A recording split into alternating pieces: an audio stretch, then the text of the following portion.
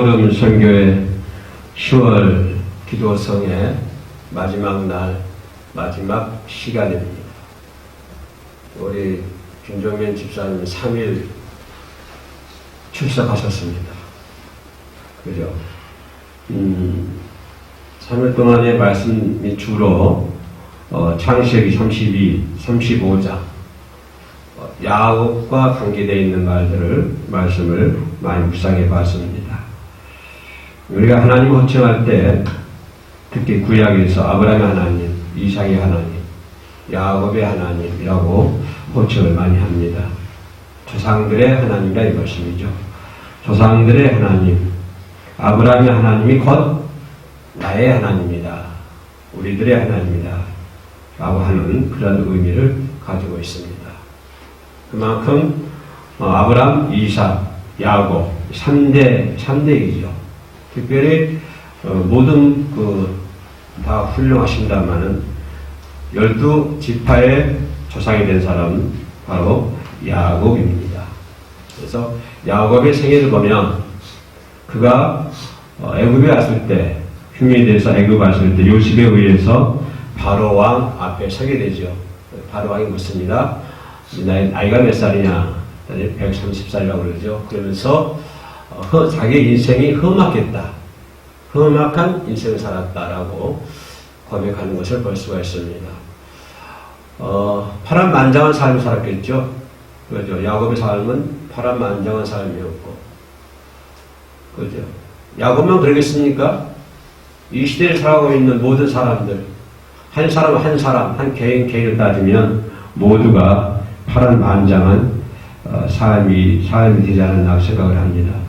멀지도 말고 우리 아버지를 보더라도 아버지 삶이 참 어떻게 보면 파란만장한 삶이었던 것처럼 모든 사람이 그 사람이 어떤 것을 소유하고 있느냐 관계없이 인생이라 하는 것이 파란만장한 삶이었다라고 생각해 볼 수 있고, 특별히 야곱이 바로 앞에서 고백했던 것처럼 험악한 인생길이었다. 많은 것을 생각하게 하는, 그죠? 얼마나 험하겠으면 험악한 인생길이었다라고 고백하는 것을 볼 수가 있습니다. 그러면서 그는 얘기하기를 내가 죽으면 가나안에다가 뼈를 묻어다오. 그런 말씀도 야곱이 저기 말씀을 하시는 것을 볼 수가 있습니다. 야곱의 삶을 여러분 지난 3일 동안에 하나하나 살펴보았습니다만은 야곱의 삶이 참으로 아버지를 속이고 어머니를 속이고 출생 때부터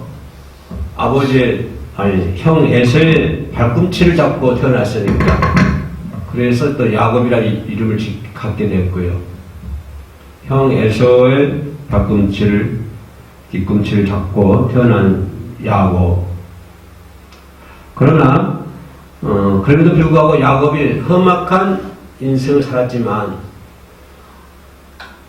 우리가 야곱을 깊이 생각하는 건 뭐냐면 그럼에도 불구하고 하나님을 만났다고 하는 것입니다. 이 부분에 우리가 야곱을 공부하면서 야곱을 생각해 보면서 가장 중요한 것이 야곱이 하나님을 만났고 또 야곱 그러면은 야복강가에서 하나님과 씨름하는 거, 그죠? 그 정도 끈질긴 기도를 한 사람이라고 생각해 볼 수 있죠. 또 그런가 하면 야곱 그러면 생각해 볼 수 있는 것이 하나님의 축복을 받는 사람이다. 하나님의 복을 받는 사람이다. 라고 생각해 볼 수 있어요. 그러니까 야곱은 험악한 생활을 했지만 그가 고백했던 대로 험악한 인생이었지만 그럼에도 불구하고 하나님을 만났고 하나님께 끈질긴 기도를 했고 또 그러는 가운데 엄청 큰 2대나 되는 짐승들 건너는 큰 부자가 되지 않습니까? 그죠? 12아들이 전부 다 12지파가 됐고 가나안에서요. 12지파가 됐고 또 아내가 둘이고 아내가 넷이죠. 2명은 또 여종입니다마는 아내가 넷에다가 아주 하나님의 축복받은 사람이었다. 하나님께서 야곱을 주시는 복 가운데서 가장 큰 복이 뭘까요? 야곱이 세겜에서 딸의 부끄러운 일 당하고 다시 정결한 마음으로 베델로 올라갑니다. 그래서 거기를 엘 베델이라고 호칭을 하죠. 그때 또 하나님께서 야곱에게 축복을 해주시는데 무슨 축복을 주시냐면 에서를 만나기 전에도 이와 같은 축복을 해주신다마는 하나님께 기도하기를 나를 긍휼히 여겨달라, 불쌍히 여겨달라. 형 에서가 나를 죽이고 우리 처자들 죽일까 두려워 죽겠다. 두려워 죽겠다. 그 32장 11절 12절 나와 있는 말씀입니다만은 그랬더니 하나님께서 뭐라고 말씀하셔요? 걱정하지 말아라. 내가 너를 복을 주겠다. 그리고 너의 자손이 바닷가에 모래알처럼 해주겠다. 내 씨라고 그러죠? 내 씨가 바닷가에 모래알처럼 해주겠다. 그래서 야곱은 험악한 인생길을 걸었지만 그런데도 불구하고 하나님의 큰 복을 받는 사람이었다. 그 복 가운데서도 가장 큰 복이 그 씨가 바닷가에 모래알처럼 많아졌고 또 뭐니 해도 12지파의 아버지가 됐다고 하는 것입니다. 조상이 되었다고 하는 것. 이것이 야곱에게 가장 큰 축복이었다라고 생각해 볼 수가 있습니다. 이 말씀이 뭐냐면 우리가 믿음 생활하면서 힘들고 어려워도 야곱처럼 복 받는 삶을 살자. 복 받고 살자. 복 못 받고 사는 것보다는 그래도 복 받고 사는 것이 좋지 않습니까? 또 복을 안 주시더라도 그 길을 가야 되지만 복 받고 복을 받고 살아야 됩니다. 우리도 복 받고 이제 자녀들도 복을 받고 또 이 나라 이민족도 복을 받되 육체적인 복보다도 하나님의 복을 누릴 수 있는 그러한 나라가 되었으면 참 좋겠습니다. 오늘 본문 말씀 보면 야곱이 길을 갔는데 하나님의 사자들이 그를 만났는데 하나님을 만났다. 하나님을 만나려면 어떻게 되느냐? 믿음 생활하면서 가장 궁극적인 최고 목표 그거 아니면 하나님을 만나는 거잖아요. 그죠? 하나님을 만나야 하나님을 만난 사람과 만나지 못한 사람 차이가 많겠죠. 그래서 하나님을 만나려면 어떻게 해야 되느냐? 예수를 만난 사람들 보면 주로 악을 선으로 바꾸는 것을 볼 수가 있죠. 절망을 희망으로 바꾸고 아주 미워하는 것을 사랑으로 바꾸고 이것이 예수 믿는 사람들의 특징입니다. 그래서 무질서를 질서로 바꾸는 것. 그래서 우리 기독인들이 반드시 해야 할 일이죠. 야곱이 야복강가에서 하나님을 만났을 때 어떤 변화가 일어났습니까? 건너 마을에서 에서가 야곱을 죽이려고 군대가 진치고 있었잖아요. 너 오기만 해라. 내가 너 죽이겠다. 그렇게 칼을 갈고 있었는데 그런데 야곱이 야복강가에서 하나님을 만나니까 어떻게 변했습니까? 그 에서의 분노가 에서의 분노가 바뀌어가지고 연정으로 바꿔진 것을 볼 수가 있습니다. 그래서 야복강의 기도가 끝나고 형 만났을 때 둘이 포옹하는 장면을 볼 수가 있죠. 이것이 하나님 만난 사람들의 모습입니다. 하나님 만나기 전에는 형 에서가 그냥 원수 같았고 자기를 죽이려고 했지만 하나님 만나고 난 다음에는 그 형 에서의 분노가 얼마나 분노가 심했겠어요. 그죠? 장대 권한도 뺏어가 버리고 아버지를 속이고 보실래요? 장대의 권한을 뺏겼어요. 에서가. 그런데 에서가 또 아버지에게 당부를 합니다. 그래도 다 줬으니까 조금이라도 남았으면 나에게 달라. 에서가 간절하게 애원하죠. 아버지 이삭한테. 아니야, 다 줬어. 아버지 그거거든요. 다 줬어. 너 동생한테 다 줬어. 정말 다 줬어요. 조금도 안 남았어요. 그래, 안 남았어. 다 줬어. 그런 얘기잖아요. 그러니 에서의 그 분노가 얼마나 컸겠어요. 그러다가 그것도 이제 20년의 세월 지났는데 20년 동안 20년이 지났어도 칼이 가고 있다고 하는 것은 그만큼 에서의 마음에 함이 있었다고 하는 것입니다. 울분이 있었다고 하는 것. 20년이 지나도 형제가 아니어도 20년의 세월이 지났지만 그럼에도 불구하고 형 에서가 칼을 갈고 싶다고 하는 것은 그만큼 에서의 마음을, 심정을 우리가 이해할 수 있는, 엿볼 수 있는 그런 부분입니다. 그럼에도 불구하고 야곱강가에서 야곱이 하나님을 만났을 때 그 분노에 치밀었던 형 에서가 야곱을 끌어안는, 포옹하는 그런 모습으로 바꿔지지 않습니까? 이것이 하나님 만난 사람의 특징입니다. 그것뿐인가요? 군대가 있었잖아요. 에서의 군대가. 야곱을 죽이려 했던 군대가 어떻게 변했습니까? 나중에는 야곱을 포위하는 군대로 그렇게 바꿔지는 수가 있습니다. 이런 것이 하나님을 만난 사람들의 역사이다 라고 생각해 볼 수가 있습니다.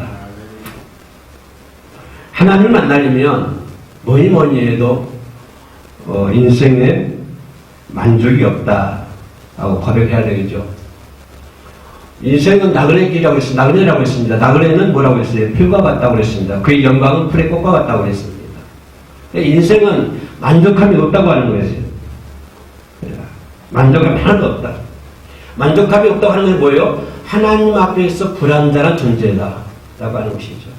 인생은 아무리 많은 것을 소유했다 할지라도 만족함이 없다. 인생은 만족함이 없다. 그래서 지금 우리 50년대, 60년대, 50년대 출생이다마는 50년대, 60년 먹고 살기 힘들었잖아요. 그죠? 근데 지금은 얼마나 잘 살아요? 그죠? 먹는 것보다 버리는 것이 더 많다고 그러잖아요. 요즘 좀 물가가 많이 올라서 고민입니다만, 얼마나 그렇게 잘 살잖아요. 그죠? 옛날에는 고무신, 찍히면 그 바늘로 깨매가지고 엄마가 흥급돼가지고 바늘로 깨매줘 줬거든, 신었거든요. 형, 어디서 물려받는 것은 다반사였고요. 근데 지금 잘 살잖아요. 근데 지금이 그때가 더 힘든 뭐냐면 앞행이 더 많아졌고, 술 섭취량이 한국 세계 1위라고 하잖아요, 우리나라가. 그만큼 뭘 얘기할까요? 인간의 만족함이 없다고 하는 것입니다. 항상 공허가 뻥 뚫려 있기 때문에, 인간의 마음이 뻥 뚫려 있기 때문에 그걸 채우기 위해서 아펜을 하고 또 술을 먹기도 하고. 그래서 우리나라에 가장 잘 사는 동네가 강남이라고 그러잖아요, 강남. 근데 강남에가 솔직히 더 제일 많고, 또 아펜 한 사람들이 제일 많은 데가 강남이고, 또 큰 교회가 제일 많은 데가 강남이에요. 아이들 이야기에도. 그래서 그런 거 보면 아무리 많은 그 강남 한번 끌고 들어가고 있어요. 집이 어마어마합니다. 그냥 안에서 뭘 하는지 몰라도 벽이 얼마나 높이 쌓았는지 안에서 무엇인지 모르겠어요. 얼마나 무서운지 사람들 무슨 담을 높이 쌓아가지고 지붕도 안 보이고 그냥 대문에 철문같이 그냥 철문같이 꽉 닫혀있고 아마 그 안에는 해수욕장도 있고 수영장도 있고 별거 다 있다고 그러잖아요. 그런데 잘 살지만 그러나 인간의 만족함이 없기 때문에 오히려 그 뻥 뚫린 마음을 채우기 위해서 앞에는 한 데가 더 강남이고 술집이 많은 데가 강남이고 인간은 만족함이 없다라고 하는 것입니다. 아무리 권력을 지금 당장 세계를 우락부락 지었다 폈다 할 수 있는 권력이 있다 할지라도 그래도 만족함이 없다고 하는 것입니다. 이번 하마스 이스라엘 보니까 민간 학살을 너무 심하게 했더라고요. 좀 눈 뜨고 못 봐주겠더라고요. 우리나라 강주 사태도 그렇겠습니다만은 거기 보니까 막 길거리 지나간 사람 도망간 사람 잡아다가 총으로 쏴 죽이고 차 밑에 숨어 있는 사람을 꺼내가지고 총으로 쏴 죽이고 시대가 그런 시대가 됐다고 하는 것입니다. 그죠? 그래도 권력 있고 아펜 하고 뭘 해도 인간이 만족감이 없다고 하는 거예요. 돈이 아무리 많아도 만족감이 없다. 수백억 있으면 만족할 것 같아요, 우리 집사람. 나한테 수백억이 있다. 만족. 요즘 50억 클럽 유명하던데 50억, 5억 가지고도 50억 만들기 쉽더라고요. 한 사람들 하는 거 보면 50억 있으면 만족. 글쎄요. 나는 500억 있어도 인간이 만족함이 없을 것 같아요. 근데 이 선택적입니다. 인간이 만족함이 없다고 하는 거예요. 그래서 하나님을 만나려고 그러면 인간에게 만족함이 없다고 하는 것을 고백해야 돼요. 왜냐하면 인간은 죄인이기 때문에 그렇습니다. 인간은 죄인이고 인간은 연약하기 때문에 그 어떤 것을 많이 채워도 만족감을 느낄 수가 없다고 하는 것입니다. 네. 항상 부족하다. 많은 걸 가지고 있어도 부족해. 50억 가지고 있어도 부족해. 나라를 힘들 수 있는 권력을 쥐고 있어도 부족해. 항상 불안하고 부족하다고 하는 것입니다. 부족하니까 뭐예요? 결론이 뭐예요? 부족하고 불안하니까 많이 가지고 있어도 불안해요? 부족해요? 궁핍해요? 뭔가 채워야 돼요?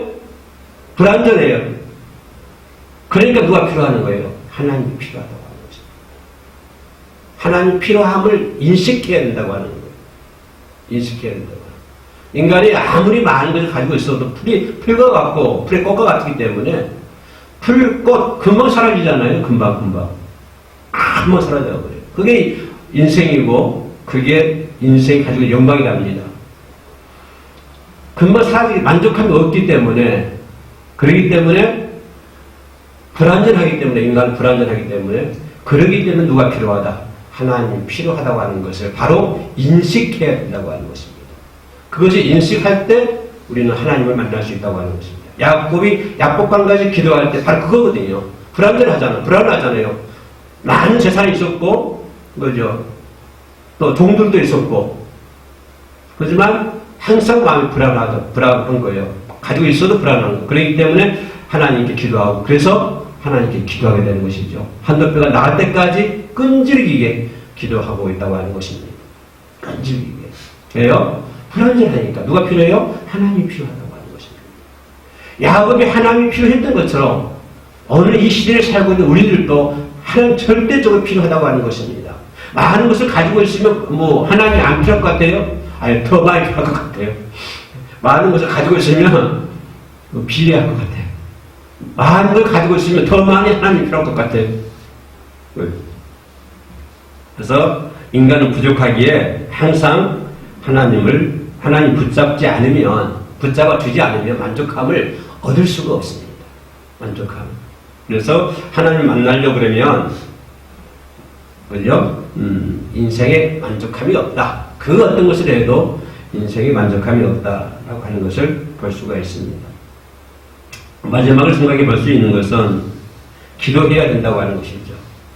야복강가에서 야곱이 기도하는 것처럼 아무리 많이 강조를 해도 부족한 것이 기도입니다. 우리는 기도하지 않으면 안 되는 거예요. 인간은 불안전하기 때문에, 인간이 연약하기 때문에, 그죠? 우리가 기도하지 않으면 아무것도 이룰 수가 없습니다. 주님은 뭐라고 그래요? 주님은 주님을 찾는 자가 주님을 만난다고 그럽니다. 그죠? 찾는 자가 주님을 만나는 거예요. 그죠? 또 구하는 자에게, 문을 두드리는 자에게 열리는 것입니다. 기도해야 된다고 하는 것이죠. 인간은 아무리 많은 지식이 있고 학식이 있다 할지라도 부족하잖아요. 항상 부족합니다. 무지하고. 하나님의 귀하면 인간의 지혜인들, 천지에 떠있는 하나의 먼지에 불과하지요.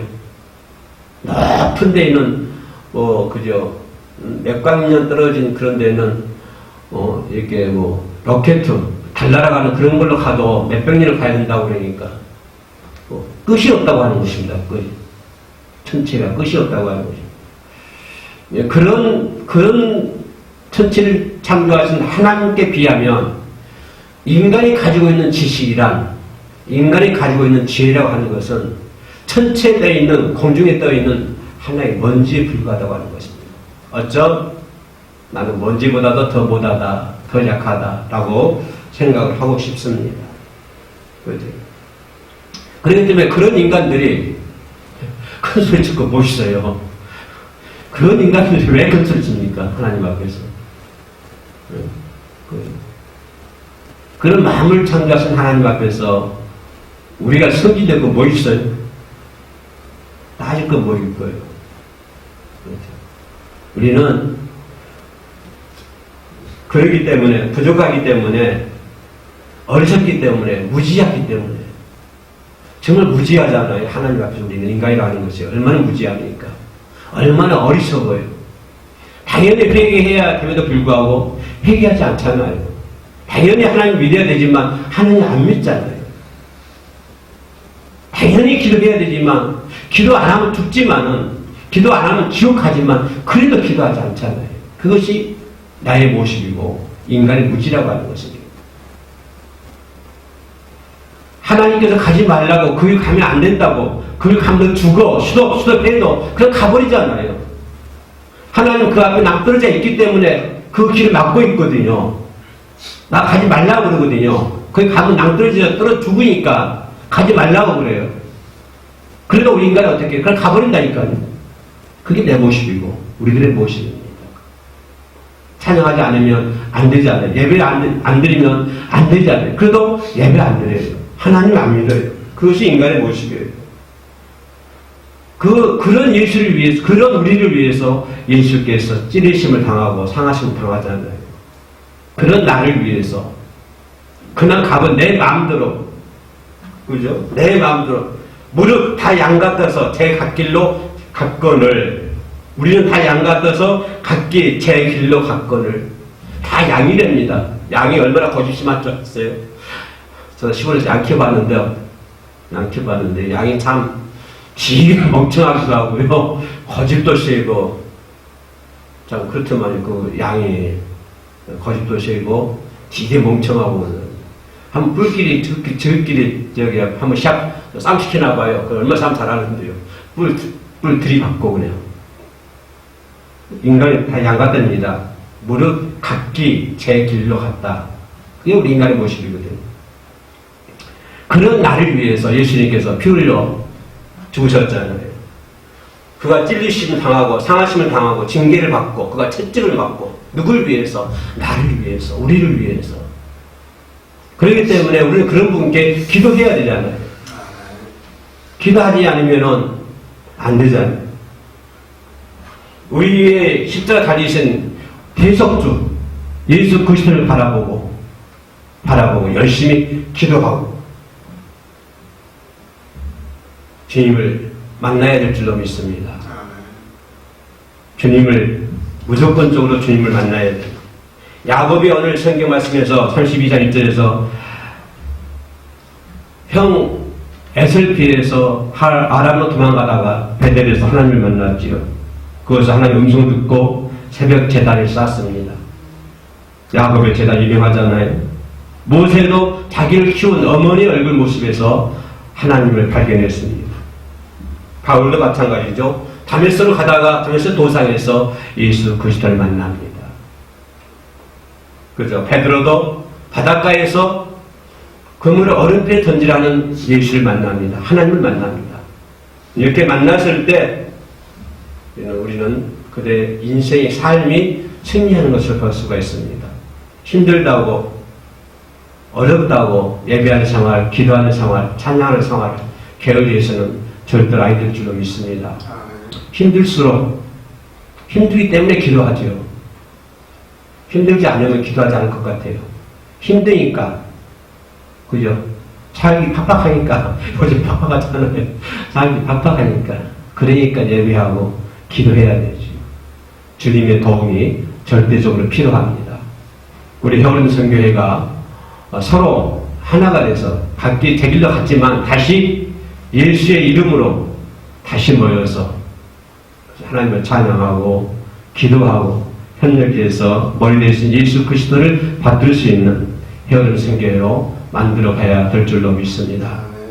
십자가 밑에서 내 모습 다 내려놓고 오직 주님의 모습으로 서로 만나서 찬양하고 즐거운 대화를 나누고 하나님께 영광 돌릴 수 있는 그러한 선교회로 만들어 가시기를 주의 이름으로 축원합니다. 기도하시겠습니다. 고맙고 내려오신 아버지 하나님, 막달라 마리아가 주를 보았다고 얘기하고 있습니다. 예수님은 나를 본 자는 하나님을 보았다고 말씀해 주고 있습니다. 하나님은 영이시기에 볼 수가 없습니다. 그러나 우리의 삶 속에서 주님의 은혜, 주님의 말씀, 주님의 능력, 주님의 축복으로 우리는 예수님을 만날 수 있습니다. 내 삶 속에서 예수님과 함께, 주님과 함께, 하나님과 함께 인생의 나그네 길을 동행할 수 있도록 도와주시옵소서. 예수님 이름으로 기도합니다. 아멘.